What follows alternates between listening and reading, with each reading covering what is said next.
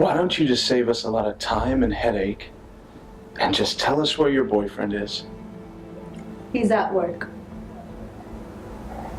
Foot Locker on Steinway Street. You can call him if you want. You're telling me Derek Malbaton, cop killer and escaped con, is selling Air Jordans at a Foot Locker right now? I didn't say that.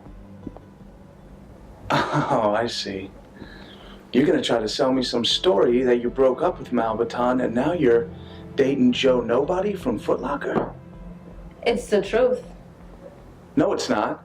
Because if it was, you'd be in the back of a Chinatown alley dumpster and not my cozy box. Okay, fine. Maybe I didn't break up with him. And yeah, I know he busted out of jail, but I haven't seen him. Oh, you haven't talked to him? Nope. You've had no communication with him? None. You know I can get a warrant for your phone there. And when I dump it and find you've been communicating with Malbaton, that's when I get you for aiding and abetting a fugitive. You don't need a warrant. You can have it.